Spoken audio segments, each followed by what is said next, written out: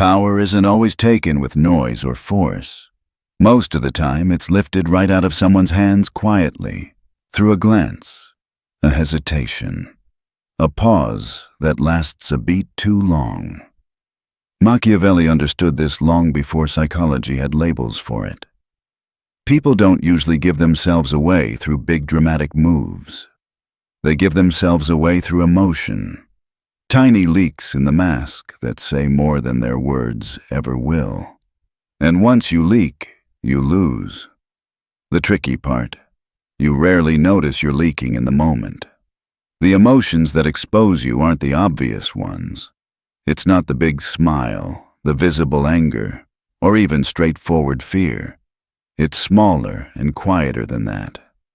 It slips out in casual phrases, in micro-expressions, in a voice that dips half a tone before the sentence ends, in the way your eyes flick when a certain topic comes up. That's what makes you predictable. And predictable is easy to read, easy to push, easy to control. Here's the difference between the powerful and everyone else. The powerful don't hide their surface, they bury their core. They'll let you see gestures, posture, a curated reaction or two. But the center, untouchable. Because once someone understands what shakes you, once they figure out where your mind wobbles, they don't need force. They can steer you with precision. If you want an impenetrable mind, one nobody can play, bend, or break, you have to erase 3 emotions from your visible self. You can feel them, you just can't leak them. The first one is eagerness. Let me be precise. Eagerness is not the same thing as enthusiasm or motivation. Enthusiasm is a spark you can direct. Motivation is fuel. Eagerness is a broadcast. It tells the world, "You have something I want," and that sentence hands them leverage. It flips the frame. In interviews, relationships, negotiations, even casual conversations, eagerness tilts the table against you. You lean forward a little too much. You answer before the question lands. You praise a bit too generously. You hurry to signal you're worthy of being chosen. Ironically, the harder you chase being chosen, the less you look like a choice. Think about the last time you walked into a room needing something: attention, approval, status, opportunity. People can smell need. They may not name it, but they adjust to it. Your need creates their confidence. Your chase creates their pace. Your yes creates their options. Mystery dissolves. And mystery is half of power. When you walk in detached, steady, present, not hungry, people sit up. They wonder. They second-guess themselves a little. That uncertainty is where control begins. So how do you neutralize eagerness without becoming robotic or fake? Slow down, not your thinking, your display of it. Insert breathable pauses. Let your words arrive after your body already looks settled. Nod with intention, not habit. Use fewer filler words. Become comfortable with silence, especially right after someone makes a request or tosses a compliment your way. The person who seems least eager almost always feels most in control, not because they have more, but because they need less. You'll notice eagerness in the places where your micro-habits get messy. You text back instantly twice when someone doesn't respond. You show up way too early. You agree before you've weighed the cost. You rush to fix a misunderstanding that didn't even harm you. You call your compliments support when they're really a bid for approval. None of that is confidence. It's exposure. Machiavelli would put it sharply. Never expose what gives others an angle on you unless it's to your advantage. Start practicing delayed reveal. When an opportunity appears, don't sprint toward it emotionally. Ask one clarifying question. Breathe. Sit back. Say, "That's interesting. Let me think on it." Pay attention to your face when you say that. Your eyes should be steady, your chin level, your tone even. When you deliver praise, Do it without the self-attack hidden inside back-to-back flattery. One precise compliment is stronger than 5 breathless ones. When you ask a question, let it stand without the extra sugar of, if that's okay, or, sorry, one more. Your question is the period. Full stop. In negotiation, eagerness leaks through speed and over-explanation. The antidote is pace and structure. Before you enter the room, decide your anchor, the number, the boundary, the condition you won't cross. Commit to it silently. Then structure your rhythm. Speak, pause, let the silence do half the work. If they push, don't fill the space. If they rush, slow the tempo. Most people crumble in silence because silence makes them meet their own uncertainty. If you can stay still, shoulders down, breath low, gaze neutral, you'll watch the pressure migrate from you to them. In dating and friendships, eagerness shows up as performing for access. You share too much too soon. You laugh at things that aren't funny. You volunteer a favor nobody asked for. You mirror their preferences before you've even found your own. Here's the better frame. Access is earned both ways. Your time and your calm are not default settings others get to use. Protect your pace. Let people discover you at the speed of trust, not at the speed of your anxiety. At work, eagerness leaks in pre-answers. Someone floats an idea and you jump to validate, then add 10 reasons you're the ideal person to run it.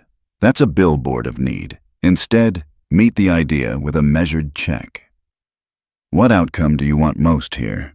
Then, once you see the target, offer a simple path. There are 2 clean ways to do this. Option A is fast. Option B is safer. Which trade-off do you prefer? No selling, no pleading, just clarity. Clarity is magnetic. It reads as competence without the shine of desperation. Online, eagerness multiplies. You post and hover. You tweak captions trying to outguess the algorithm. You DMs bomb someone whose attention you want. Remember, the platform runs on your impatience. Choose a cadence and stick to it. Publish, step away, return later to respond once. Don't chase every ping. Don't reinforce ghosting by double texting yourself into embarrassment. Steadiness is the signal. All of this is trainable. You're not removing emotion, you're reforming signal. Before you enter a room, set a baseline in your body. Exhale longer than you inhale for 30 seconds. Unclench your jaw, lower your shoulders. Imagine your words arriving like placed stones, not like scattered gravel. When you feel the urge to jump in, breathe, count 3, then choose. If you misstep, correct without apology rituals. You don't need a paragraph of "sorry about that." A clean "let me restate that" is enough. What happens when you neutralize visible eagerness isn't that you become cold. You become clear. People stop reading your face for permission. They start listening to your words. You'll notice fewer interruptions. You'll get more precise questions. And strange as it sounds, you'll experience more genuine connection. Because you're not trying to purchase it with your need. You're letting it form on the timeline of mutual respect. Hold this line. You can want something and still refuse to leak that want. That is discipline. That is leverage. And that is the foundation of an impenetrable mind. Next, we'll move to the emotion that hides inside compliments and corrodes respect from the inside out. The one that looks like admiration but feels like tension. The second emotion is even more dangerous because it wears a friendly mask. It's what Machiavelli would call conflicted admiration. On the surface, it looks harmless. You admire someone's success. You respect their skill. You even praise their work. But deep down, there's a flicker of resentment, a quiet wish that what they have should have been yours. And when that contradiction leaks, people feel it instantly. You might think you're being polite or supportive, but your tone betrays the truth. It shows up as those backhanded compliments. Wow, you're so lucky. Some people just get all the breaks. Or those half smiles when someone talks about their win.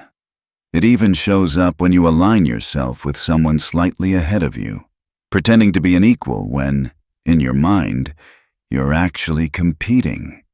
That emotional dissonance is readable. And once people sense it, the dynamic shifts. They see you not as an ally, but as a threat with a polite face. Conflicted admiration is dangerous because it blends two incompatible signals: respect and resistance. One side of you praises, the other side protests. The moment someone feels both from you, they lose trust. They know you want their position, but they also know you'll never genuinely support them. You become transparent in the worst way, someone who seems cooperative but feels like friction. Machiavelli would have eradicated this emotion in anyone he mentored. Why? Because to admire what you envy is to announce your submission to it. You're telling the world, I want what they have, but I can't get it without comparing myself. That's weakness disguised as flattery. And it's exhausting, for you and for everyone around you. True power demands internal consistency. You either admire fully, without jealousy, or you observe silently, without pretending. Never both. If you look closely, conflicted admiration hides everywhere in friendships, at work, even online. You scroll through someone's success story and tell yourself, I'm happy for them. But your body tightens. You say, congratulations, but your tone lands flat. You repost their achievement with a caption that somehow redirects attention back to you. That's the leak. And leaks are invitations for others to see the insecurity you thought was hidden.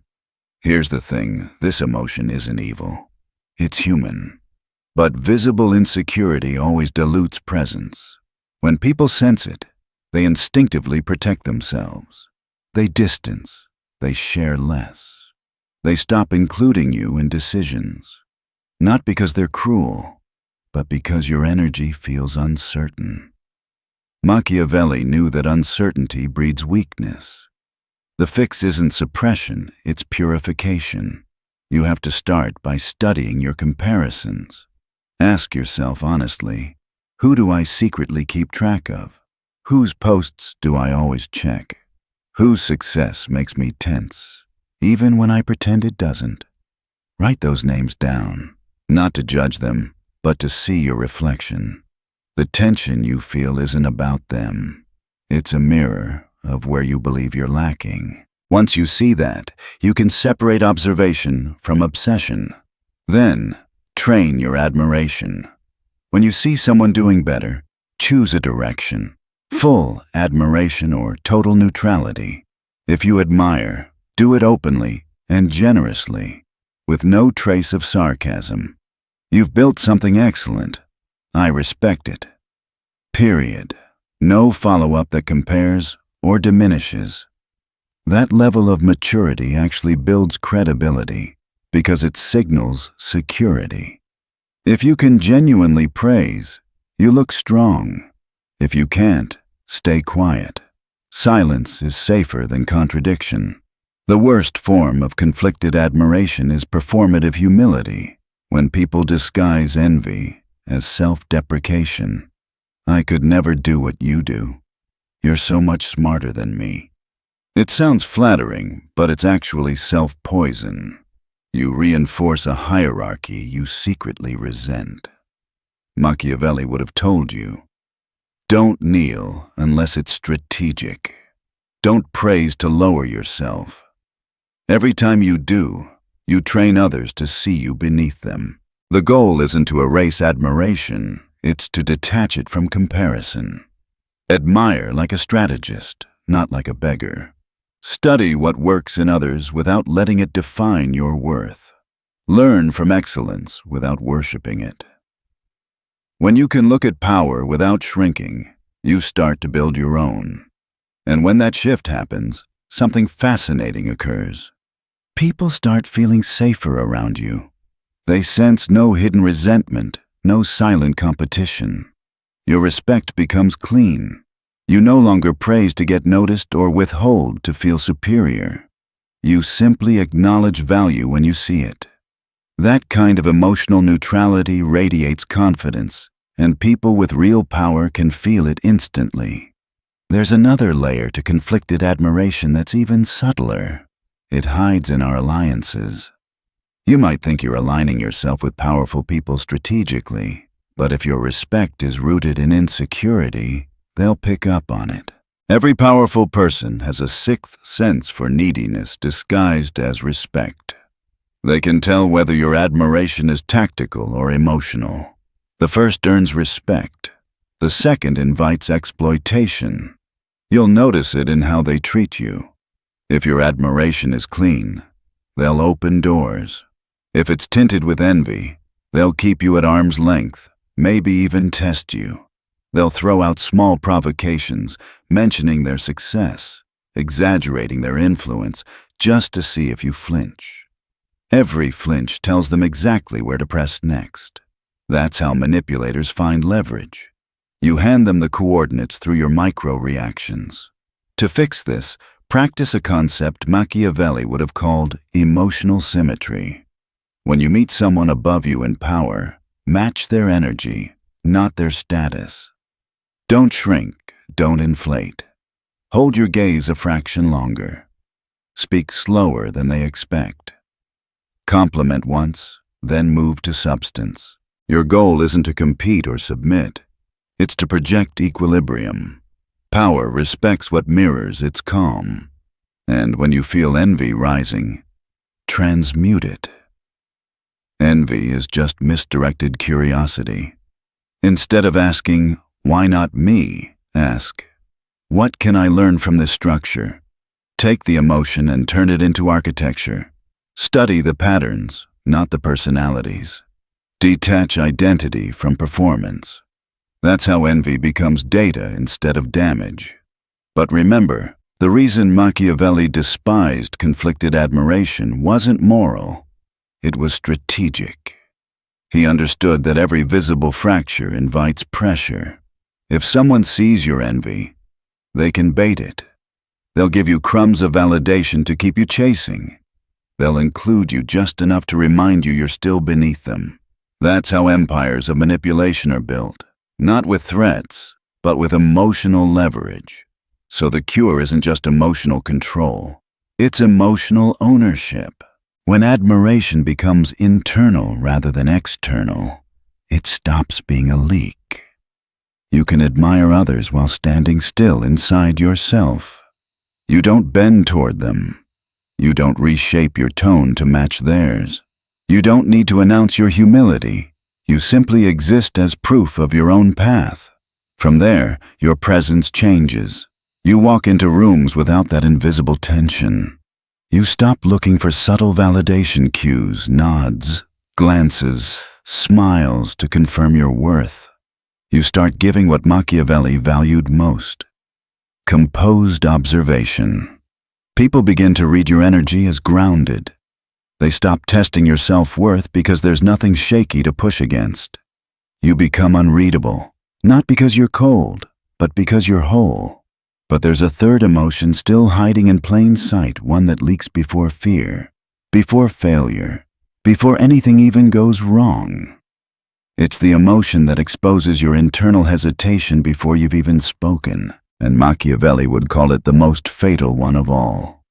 It's anticipatory doubt, the invisible crack that makes the strongest posture tremble without moving an inch. Now we reach the third emotion, the most subtle, the most common, and the most self-destructive. Anticipatory doubt. It's not fear. Fear happens after something threatens you. Anticipatory doubt happens before the challenge, before the question, before the spotlight even turns your way. It's the quiet signal that tells the world, "I don't fully believe in myself." You can hear it in your tone, the tiny drop in volume before you suggest an idea. You can see it in your body, the micro-hesitation before you move, the eyes that dart for reassurance, the small disclaimers that soften your voice. Phrases like, "I might be wrong, but this probably won't work, but I'll try.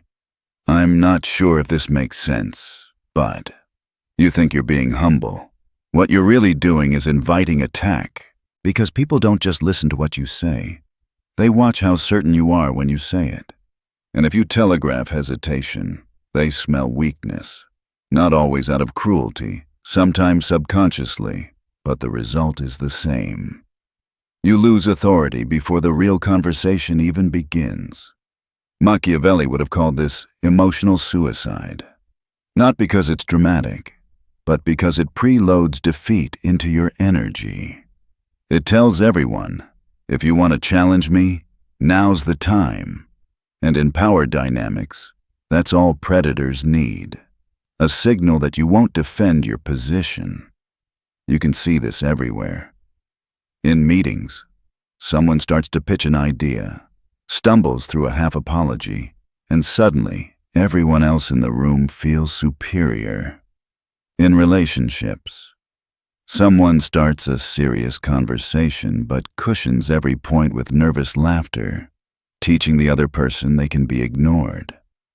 Online, someone posts something bold but immediately softens it with, "Just my opinion though, don't come for me." That's anticipatory doubt, and it's contagious. The moment you project it, people around you begin to question not just you, but themselves for respecting you. Now, notice how the opposite works.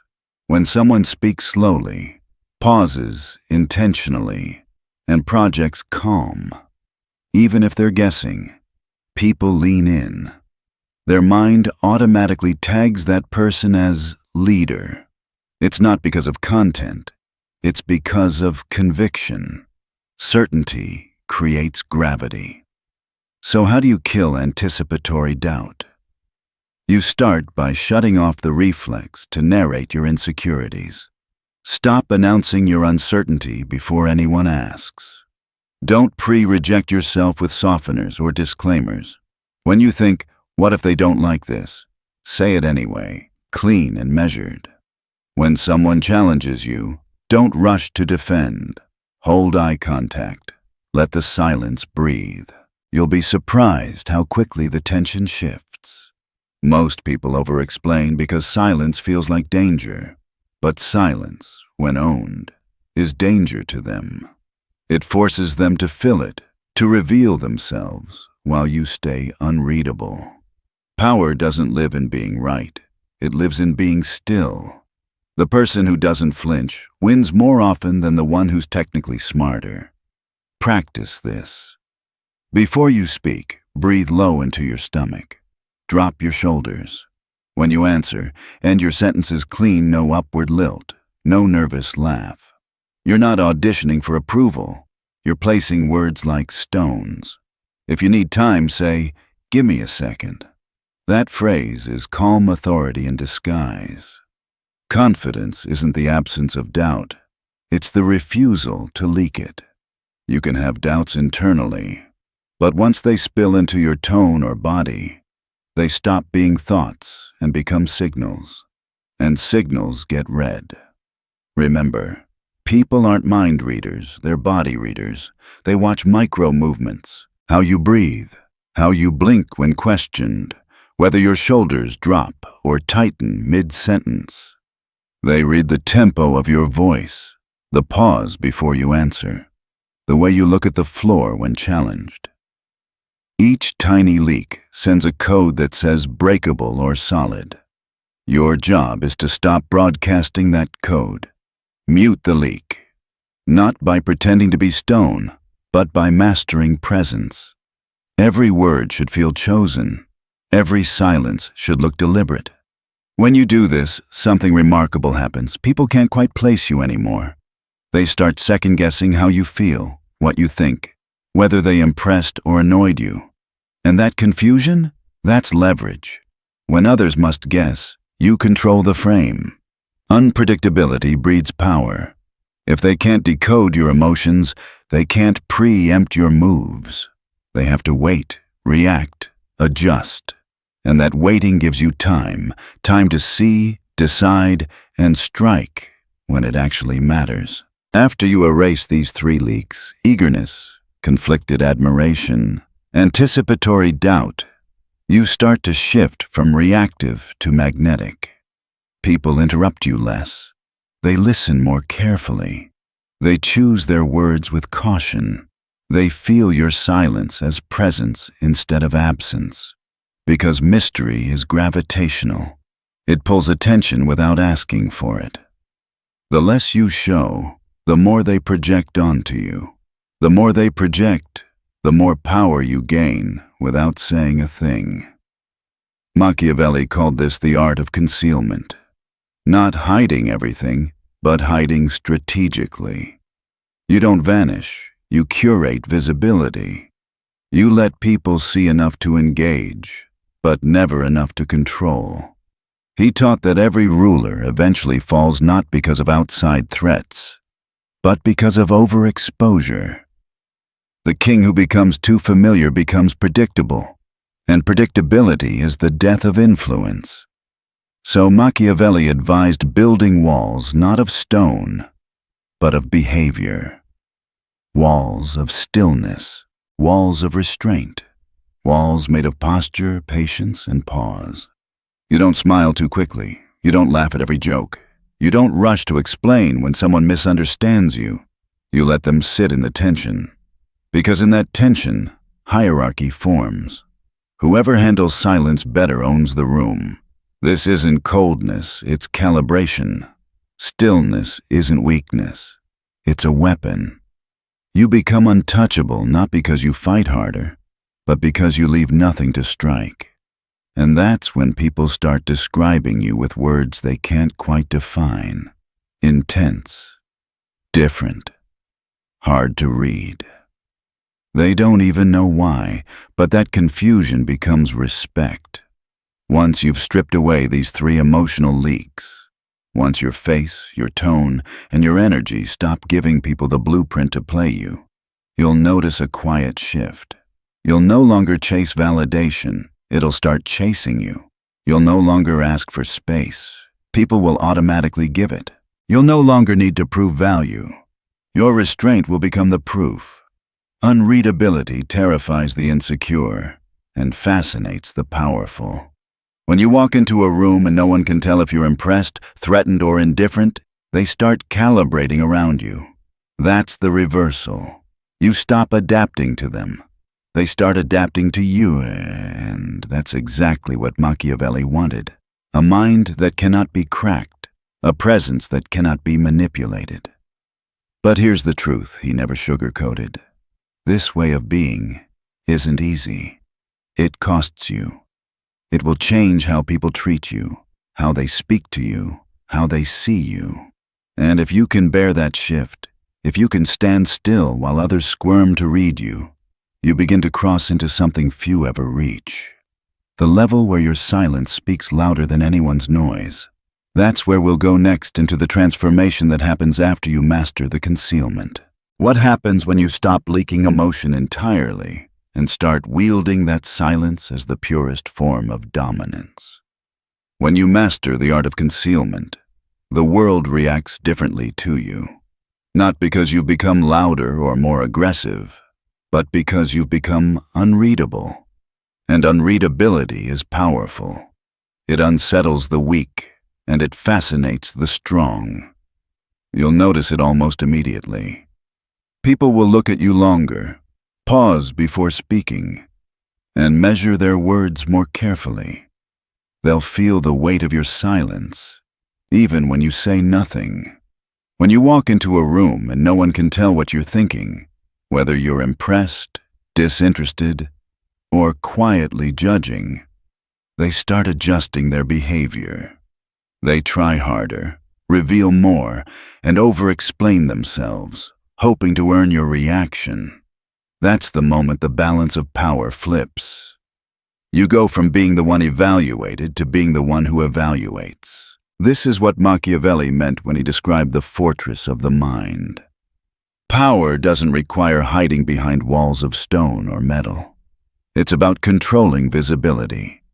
You decide what others see and when they see it. Because once they know less about your emotions, they have to guess your motives, and guessing is exhausting. A truly powerful presence doesn't shout. It bends the room without effort. You see, people instinctively try to categorize everyone they meet. Are they superior or inferior? Threat or ally? Open or closed? But when you're unreadable, none of those categories fit. You become an anomaly, a variable that demands their attention, and attention, once captured, can be directed. Machiavelli would remind you, the goal isn't to be emotionless, it's to be intentional. Feel everything, but reveal selectively. When you express emotion by choice, it becomes strategy. When you leak emotion by reflex, it becomes weakness. So, how do you live this? When someone praises you, don't rush to mirror their excitement. Nod once, maybe smile faintly. Let the compliment land without showing dependency. That restraint communicates something profound, that your self-worth doesn't rise or fall on external approval. When someone insults you, don't defend yourself. Just pause. Hold their gaze. Let the silence make them explain themselves further. The more they talk, the weaker they look. You'll notice their words begin to unravel, not because you fought back, but because you didn't. When someone brags, don't match their energy. Stay still. Stillness punctures vanity. It exposes how desperate their need for validation truly is. People who rely on attention can't stand calm indifference. It's like holding a mirror to their insecurity. When you stop leaking signals, you start radiating control. You move from being emotionally responsive to strategically reactive. You decide when, where, and how to show anything. And that's the moment others begin to orbit around your calm. They can't pull you into their frame anymore. They can't bait you into reacting. They can't guilt you into proving your worth. So instead, they adapt. They start speaking slower, choosing words more precisely, and checking their tone before addressing you. You haven't demanded respect. You've trained it. This is the quiet power Machiavelli described, the kind that sustains itself. You no longer need to chase control. You attract it. You no longer prove strength. Your silence proves it for you. But here's the secret, this mastery isn't just external. Once you've silenced your leaks, something deeper shifts. You begin to notice how often people around you operate from exposure. They explain too much, justify too quickly, apologize for their existence, overreact to small things. You start to see patterns everywhere. People revealing their insecurities through tone, pace, and posture.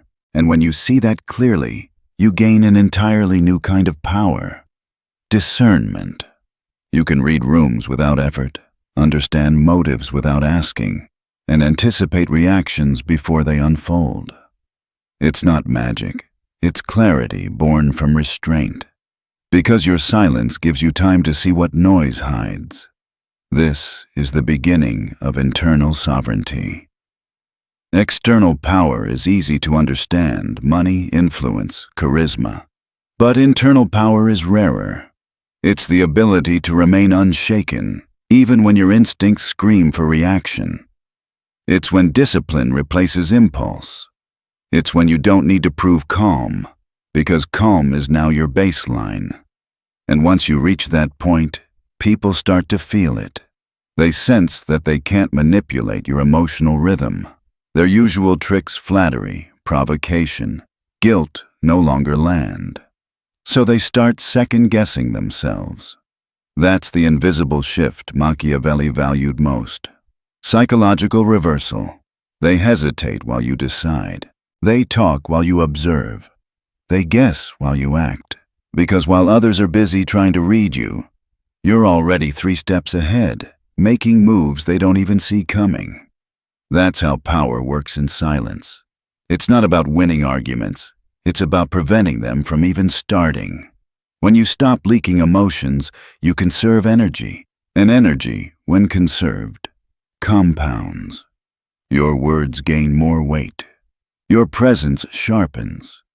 People prepare before they speak to you, not because you intimidate them, but because your steadiness demands thought. This is influence in its purest form, not loud, not showy, but magnetic.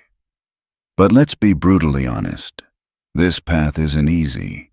It costs something. When you stop being emotionally available to everyone, you'll lose people. Some will call you distant, detached, or arrogant. They'll say you've changed, and they'll be right, you have. You've stopped bleeding emotions into every interaction. You've stopped feeding people your energy for free. You've stopped giving away access to your mind. Most people crave emotional transparency because it makes them feel safe.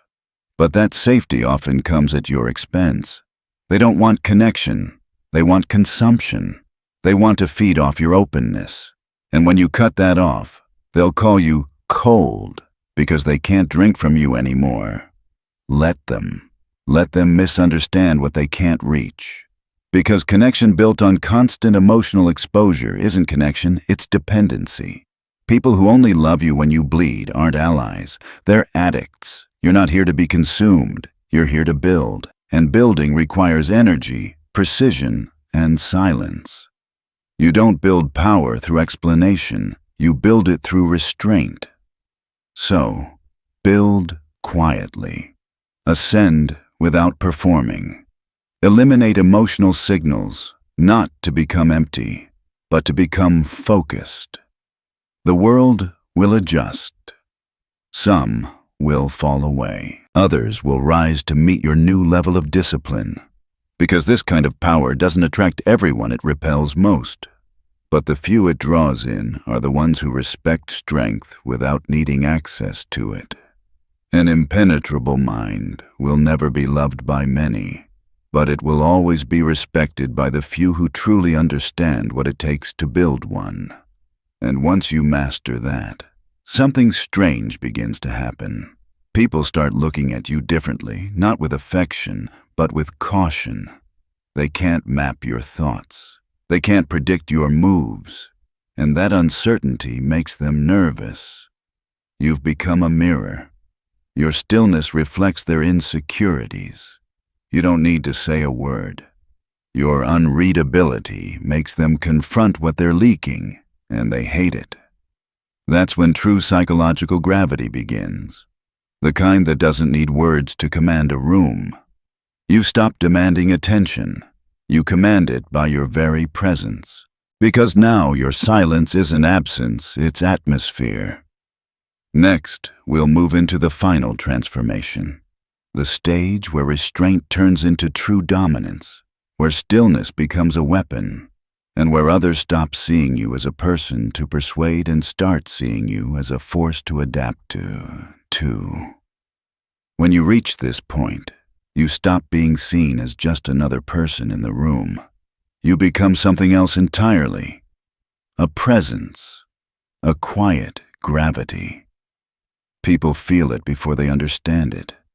They slow their movements, measure their tone, and hesitate before speaking. You haven't said a word, yet you're already in control. This is the final stage of Machiavelli's philosophy, when power is no longer about performance, but presence. You don't chase influence, you become it. You don't try to prove strength, you radiate it. The air around you changes because your energy no longer leaks. It's contained, deliberate, and steady. When eagerness, conflicted admiration, and anticipatory doubt disappear from your behavior, people react instinctively. They start adjusting to you. They talk slower. They watch your reactions. They try harder to earn your approval, not realizing that your silence is what gives it value. The mystery around you creates tension, and tension always breeds respect. Machiavelli knew this truth well. Most people lose power not through failure, but through exposure. The moment others understand what drives you, they can direct you. The moment they see your weakness, they can weaponize it. That's why he taught concealment, not to hide your humanity, but to protect your command. The unreadable cannot be manipulated. At this stage, you speak less, but every word lands deeper. You pause more, but every silence feels intentional. When someone praises you, you respond with composure. When someone provokes you, you don't react. You let the silence expose their insecurity. The less you defend yourself, the more they question themselves. Your energy becomes measured. You walk into a room with calm confidence, eyes steady, movement slow. You give the impression that nothing can shake you. People start mirroring your rhythm. You're no longer part of the noise. You set the tone. You lead not through aggression, but through stillness. But this transformation comes with a cost. When you stop being emotionally accessible, some will drift away. The ones who needed your constant reassurance will call you distant. The ones who fed off your openness will call you cold. Let them. You're not here to be consumed. You're here to build. True connection doesn't require exposure. It requires balance. You don't need to bleed to be understood.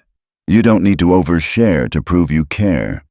People who only love you when you're vulnerable aren't allies. They're dependents, and dependents always drain the powerful. Now, something else begins to happen. The world around you slows down. You start noticing patterns, how people use guilt to manipulate, flattery to disarm, or emotion to distract. You begin seeing through the noise. Your restraint sharpens your perception. While others talk, you observe. While they guess, you calculate. While they react, you decide. That's what Machiavelli meant by sovereignty of the mind, a state where emotion serves strategy, not the other way around. You still feel everything, but you no longer leak anything. You can sit in chaos and remain still. You can feel pressure without flinching. Eventually, people realize they can't read you, can't provoke you, can't manipulate you, so they adapt. They speak with caution, act with respect, and measure themselves against your calm. You haven't demanded power, they've given it to you, because your silence has made them aware of their own noise. This is how true authority works. It's not built on domination or fear. It's built on control. Control of self, of reaction, of rhythm. You no longer need to prove who you are. You've become the standard others adjust to. And that's the paradox of power. The more you withhold, the more others reveal. The less you show, the more they project. The quieter you become, the louder your presence feels. Machiavelli would say this is where real rule begins. Not over others, but over yourself. You've turned discipline into energy, restraint into command, silence into weapon.